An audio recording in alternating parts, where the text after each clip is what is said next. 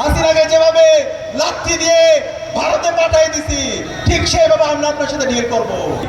একটি দল তারা নায়ের পক্ষে অবস্থান নিয়েছে।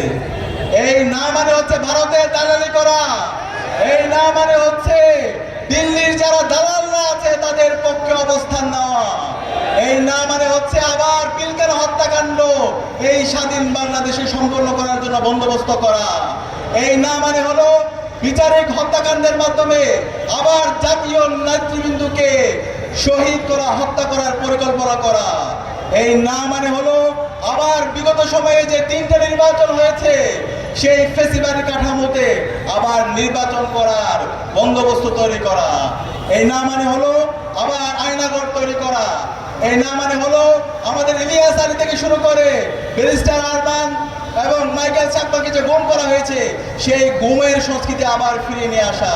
সুতরাং এই জুলাই প্রজন্ম বেঁচে থাকতে বাংলাদেশে যারা ন্যায়ের পক্ষে দালালি করছে তাদের স্থান আমরা হতে দেব না। আমরা দীর্ঘ ফ্যাসিবাদী বিরোধী আন্দোলনে যারা আমাদের সহযোদ্ধা ছিল তারা আজকে ইনিয়ে বিনিয়ে ন্যায়ের পক্ষে অবস্থান নিচ্ছে। আমাদের সম্মানিত তারেক রহমান তিনি বিভিন্ন জায়গায় বক্তৃতা দিচ্ছে বারবার এবং বিভিন্ন ধরনের নাটক করছে তার মঞ্চের মধ্যে। সেই নাটকের মঞ্চের মধ্যে আমরা একটিবারের জন্য হায়ের স্লোগান আমরা দেখতে পাই না, আমরা কোনো হায়ের ডায়লগ দেখতে পাই না।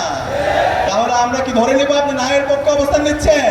না মানে হলো হাসিনা, না মানে হচ্ছে মোদি, না মানে হলো হাসিনার যে ফেসিবাদী কাঠামো সেটা রাষ্ট্রের মধ্যে রেখে দেওয়া। আপনারা কি সেই হাসিনা হতে চান? তাহলে বলে দিন, তাহলে আমরা হাসিনাকে যেভাবে ডিল করেছি, হাসিনাকে যেভাবে লাথি দিয়ে ভারতে পাঠাই দিছি, ঠিক সেভাবে আমরা আপনার সাথে ডিল করব। সুতরাং আপনার অবস্থান পরিষ্কার করেন, এখনো সময় আছে। আমরা আশা করব আপনারা আপনাদের অবস্থান পরিষ্কার করবেন। জানি এই বাংলাদেশে শহীদ জিয়ার অনেক অবদান আছে, বেগম খালেদা জিয়ার অবদান আছে, কিন্তু আজকে যে বিএনপি দেখতে পাচ্ছি সেই বিএনপি বেগম খালেদা জিয়া এবং শহীদ জিয়ার আদর্শ ধারণ করে না। বাংলাদেশ বন্ধী যে রাজনীতি সেই রাজনীতিকে তারা ধারণ করছে না। তারা সেই ফেসিবাদী যে কাঠামো, সেই চাঁদাবাজি, টেন্ডারবাজি, সন্ত্রাসের রাজনীতি আমরা দেখতে পাচ্ছি। সুতরাং আমরা অনুরোধ করব বিএনপিকে আপনারা নিজেদের মধ্যে সংশোধন করেন, জুলাইকে ধারণ করেন, জুলাইয়ের শহীদদের আকাঙ্ক্ষাকে ধারণ করেন এবং খুব দ্রুত সময়ে আপনারা হায়ের পক্ষে আপনাদের ক্যাম্পেইন শুরু করেন। কিন্তু হায়ের পক্ষে যদি আপনাদের অবস্থান পরিষ্কার না করেন তাহলে 12 ফেব্রুয়ারি পর্যন্ত যেতে হবে না। তার আগে বাংলাদেশের মুক্তিকামী ছাত্র জনতা আপনাদের বিরুদ্ধে গণরায় দিয়ে দেবে। ইতিমধ্যে আপনাদের যে অবস্থান ছিল, আপনাদের ভুল রাজনীতির কারণে আপনাদের সেই অবস্থান নষ্ট হয়ে যাচ্ছে। এক সময় শহীদ জিয়া যখন ছিল এবং বেগম খালেদা যখন ছিল, বিএনপি অনেক বড় দল ছিল, কিন্তু আজকে বিএনপির ভুল পলিসির কারণে গত 1.5 বছর ধরে চাঁদাবাজি, টেন্ডারবাজি, সন্ত্রাস এবং এই ধরনের দুর্বৃত্তায়নের রাজনীতির কারণে আজকে বিএনপি একদম ছোট দল হয়ে গেছে। সুতরাং আপনারা যদি আবার আগের অবস্থায় নিজেদেরকে ফিরে নিতে চান তাহলে আপনারা এখনো সময় আছে, হায়ের পক্ষে আপনারা ক্যাম্পেইন শুরু করেন, তরুণ প্রজন্মকে ধারণ করেন, জুলাই বিপ্লবের আকাঙ্ক্ষাকে ধারণ করেন। বাংলাদেশের যে গণতান্ত্রিক ধারা অব্যাহত হয়েছে ছাত্র সংসদ নির্বাচনকে কেন্দ্র করে, সেই নির্বাচনগুলোর পথে আপনারা অন্তরায় হবেন না। আমরা অনুরোধ করব তারেক জিয়াকে, আপনি দ্রুত সময়ের মধ্যে আপনার এই রাজনৈতিক দলকে, আপনার দলের গুন্ডাদেরকে আপনি সামলান।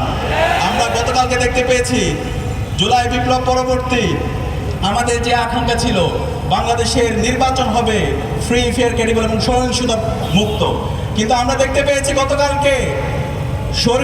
গতকালকে শেরপুরে বাংলাদেশ জামাত ইসলামের উপজেলা সেক্রেটারি রেজাউল করিম ভাইকে বিএনপি সন্ত্রাসীরা কুপিয়ে হত্যা করেছে। এখন পর্যন্ত এই সন্ত্রাসীদেরকে রাষ্ট্র অ্যারেস্ট করতে ব্যর্থ হয়েছে এবং প্রায় 100-র অধিক নাগরিকদেরকে আহত করেছে। আমরা বলতে চাই, নির্বাচন কমিশন আপনারা কি করছেন? আপনারা এখন পর্যন্ত হাতে চুরি পরে বসে আছেন। আপনাদের কাজ কি?